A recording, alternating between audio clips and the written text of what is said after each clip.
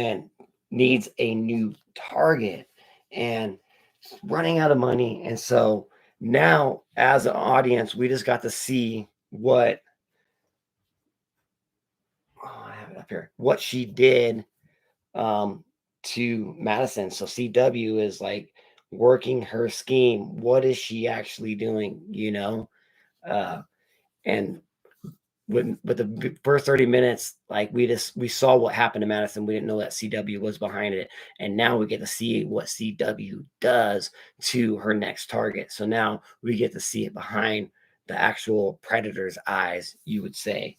And so she uh she picks out this fucking target. It's Jessica, and she's a little bit more harder to convince.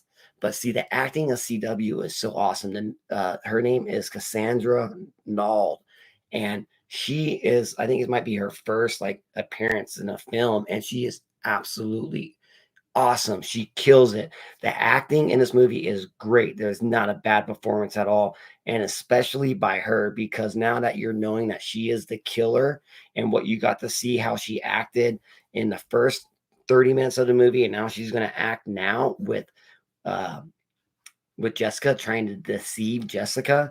It's such a great performance. Like she does like 4 or 5 different performances in this film, and every one of them is believable. She absolutely knocked it out of the park. And this is more of a thriller slash horror, but like she definitely needs to keep on doing some horror films because she is a great actress. Cassandra Naud, was it Naud? So yeah, Cherish. You know, I was supposed to get all Vampirilla books in this, and looks like I didn't. So I will have to tell them. We got a Mad Ball versus Garbage Pail Kids. So and now she's following Jessica down to like a little shop that sells antiques, and she walks in there as she's picking up like this Buddhist statue, and she's like, "It's a fake. I know where we can get one that's real for cheaper. This right down the way." And Jessica looks up and down at CW, and she says, "No thanks. This is for my sister-in-law. She won't know that it's fake or not." And she's like, "Oh, okay." And like that was her line to get Jessica, but Jessica was smarter than that, and now she had to think of something else. And no, and she didn't do it right away. She like left and waited till the next day. And the next day, she was able to approach her again, and because she did some more research on her, and she says, "Oh, I'm sorry, I said that yesterday. I was just nervous. Is because I actually follow you." And then she's like acting like she's a fan, and she's like, "Okay, I'm sorry, that was stupid." And she goes and walks away, and Jessica's like, "You follow me?" And then bam, there's the hook. And now fucking CW is gonna work. Ooh, that's nice. Work her magic in right there. Look at that Draculina. Look at that cover.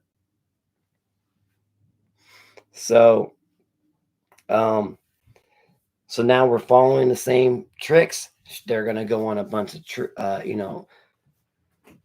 become good little friends here while they're traveling.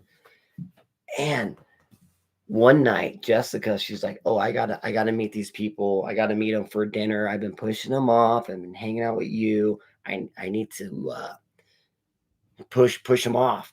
And so, or I've been pushing them off too long. So I'll call you later. I gotta go have dinner. And CW's like, perfect timing. So Jessica goes off to dinner, and it's time for CW to do her what she does to the first time. She goes to Jessica's hotel room. She breaks in because she took her access card all the times that they were hanging out. And she breaks in and she takes her passport and makes it look like a vandalism. And then she goes outside and she starts to smoke a cigarette, and she's holding her phone in her hand, just waiting for Jessica. Jessica gets out of the cab and goes up to her room, and she just sits there, waits, and smokes her cigarette.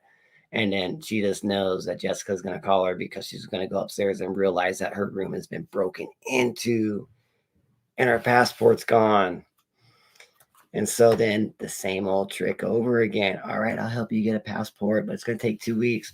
Hey, I know some places you can go, and I'm going to take you to my house.